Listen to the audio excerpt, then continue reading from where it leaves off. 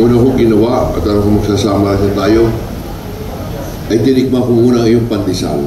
Thank you, sir. At talagang pasalamat sa paanyaya dito. Ay, may lunch tayo with the media, sir.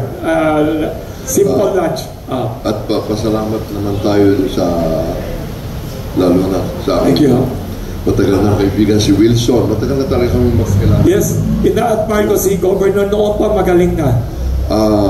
Na nagkaroon ng pulong-pulong kapares dito. Dahil isa na namang napakagandang pagkakataon upang mapaliwanagan at malaman ng lahat kung paano talaga tayo magkaroon ng magandang pamahalaan. Lagi kong, sa katapusan ay lagi kong inuulit yung nakasaad sa ating saligang batas. That with the help of God Almighty, lagi naman tayong ganun pati sa ating panunumpa sa harap ng batas, laging maka-Diyos. Pero dapat makakapwa-tao. That we have to really establish a society that is just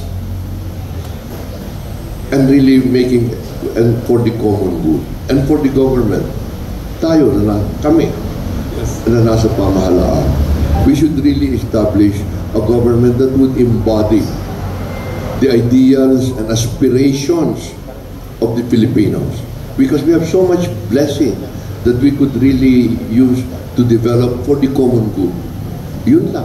That ang aking pagnanasa ay making it also inclusive. Lahat na may kasali. Hindi yung iilan lamang. Iilan na nakakatrabaho, iilan na nakakapag-aral. Marami naman dapat. Iilan na nakakapagpagamot. Of course, this is the ideal, but this is our mission.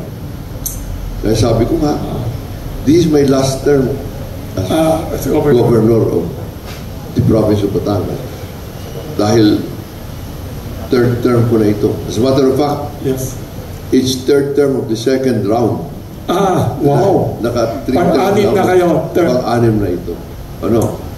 So sabi nga kahit pikit, kahit tulog, nagagawa ko na yan. Mga tinalo daw din yun noon, mga hikante, nalala ko.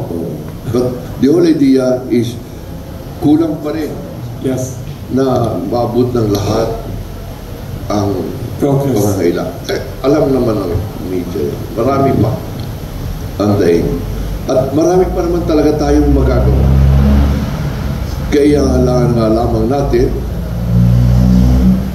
ay sa totoo lang ang kauna-unahan to be honest, yung turo sa atin ng grade school, ako'y public school na natapos. Saka religious to kayo, sir? At nakalagay sa aming school at hinahanap ko lagi, honesty is the best policy.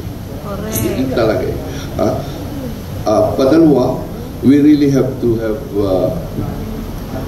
capability, kakayahan naman. Hindi yung pwede na. Kailangan mag-aral talaga.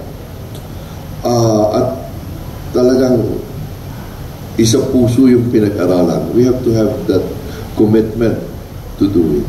And compassion with our people. Dedication. Kailangan din natin yan. At saka yung perseverance, hindi ningas kukus lang. Marami iningas kukus lang. All those things are very necessary. So that we would really be able to help our people to become yung totoong Pilipino. Yung sabi nga, taas loob kahit kanino. Any plans sa Senate? Yes. May mga clamor for you to run for the Senate now. Marami na gusto. Ang mga taga-local government, gusto akong tumakbo for Senator. Are you open to the invitation at the clamor? Okay. Open akong maglingkod. Sir, may tanong pa pahabol kanina yung umalis na entertainment editor. May kababayan daw kayo na former governor nanalo, Best Actress sa MMFF, si Vilma Santos. Anong reaction niya daw? Nanalo yata siya Best Actress, di ba? Si Vilma Santos Recto. Nanalo. Anong message niya for that? Sa panalo niya? Well, si Vilma naman ay tunay na superstar. Kaya talagang inaasahan na manalo talaga. Talagang mahusay. Mayor siya when you were governor noon, di ba? At saka sa politika, Yes. She was a good mayor and she was a good governor, Galing. as a matter of fact. Good mayor and good governor. Would you endorse her again as the next governor? May chismis, she might run again. Well, I don't know whether she will run or not. Kaya mahirap kung sabihin whether I will endorse her or not. Yes. Baka endorse ako na endorse, hindi naman pala tatakbo. So you congratulate her for her... Pag nag-endorse pa ako dyan at tumakbo ko ng senator, ay baka mahirapan ako sa Batangas. May kalaban na iba. Sir, are you congratulating her for her victory sa movie niya? Yes. Yes. Proud ng Batangas. Sir, last question. That Yes. really, yun ang gusto natin. That really gives honor and recognition to the province of Batangas. Yes. Yun naman ang gusto natin sa lalawigan ng Batangas, na ituloy yung sa kasaysayan ng Pilipinas, na lagi naman meron tayong mga bayani na magiging huwaran. Hindi lamang huwaran, kundi nagbibigay ng lakas ng loob sa ibang Pilipino, hindi lamang mga Pilipinong Batanggenyo, Kasi mabigit na talagang itaas ang antas pagkilala sa mga Pilipino. Si Mapini. Napakasakit na naranasan ko ito noong una bago ko lumaki sa politika. Yes. Na kung minsan hiyak-hiya akong gamitin ang aking passport pagpunta ko sa labas. Dahil sa nangyayari dito at ang tingin sa Pilipinas. Napakasakit. Kaya kailangan natin ang mga huwaran at nakakapagbigay ng pag-asa ito sa ating mga kabataan. Kailangan natin ngayon To inspire people. ang mga huwaran na nagbibigay ng pag-asa sa ating mga kababayan. Nandun yung madaling na writer, si Marlo. Baka may tanong ka, Mr. Dalisay. So kaya, hindi pala. Akala ko yun. Sir, may isang tanong pa pala, sir, bago tayo matapos. Tanong ng mga panadero namin, anong paboritong palaman ninyo for pandesal sa Batangas? Kayo. Anong paboritong palaman for pandesal? Kayo? May kesong puti ba kayo? Mantikilya ba gusto nyo? Strawberry jam? Anong favorite yung personal favorite? Alam mo, hindi lamang ang Batangas, hindi lahat. Ang daing haring at magkaroon kami ng pandesal. Anong magandang palaman? Mas maganda, kahit anong palaman. Totoo lang. May kape din kayo, di ba? Sikat yung Batangas before. 100 years ago, kayo ang #1 exporter ng Batangas. Sabi nga natin, nung naubos po ang mundo. Ang bayan ng Lipa. Cuenca, yan ang #1 talaga sa tinapay. Tapos coffee, there was a time you were #1 in the world. Lipa, totoo ba yan?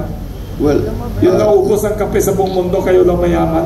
Sa kauna-unahan, pagkakataon, ang Pilipinas naging #1. Coffee exporter at ito daw. lamang ay sa coffee. At yun naman ay sa Batangas lang. Yung kaping Barako. Anong area yan? Sa Lipa? Sa Lipa. Lipa. Pero noon ang Lipa, malaki naman yung Lipa na. Ngayon medyo nakati-hati na.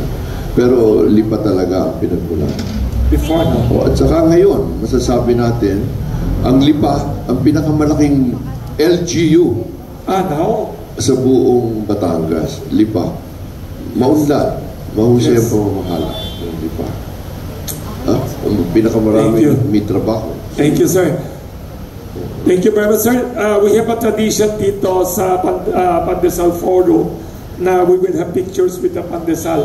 Pero before we do that, thank you very much again to the very outstanding Governor Dodo Mandanas na matagal na baka di pa pinanganak ibang journalist dito. Kilala ko na si Governor na napakagaling na banker, economist, and very outstanding businessman na napakaswerte, napakamapalad ang gobyerno ng Pilipinas na pumasok siya sa politika, pinasok niya ang politika, so dinala niya yung wisdom niya, yung efficiency niya, and yung business sabi niya to Batangas province and to the government. Thank you very much, Governor Dodo Mandanas, for sharing your ideas. Tsaka, Sir, thank you for helping all the local government units all over the Philippines by fighting for the rights of LGUs, for the rightful share of the national budget, na direct down to the grassroots. Buong gabi, rini-research ko ano ba ibig sabihin ng Mandanas ruling na parati natin naririnig. Nandito himself, the leader behind the Mandanas ruling, na the legal struggle you went through to get justice for the people. Thank you very much for your leadership. Thank you for the time ng media. Sir, may tradition tayo dito. You have to hold this and have a picture with the... Nakatayo daw tayo, sir. Thank you very much.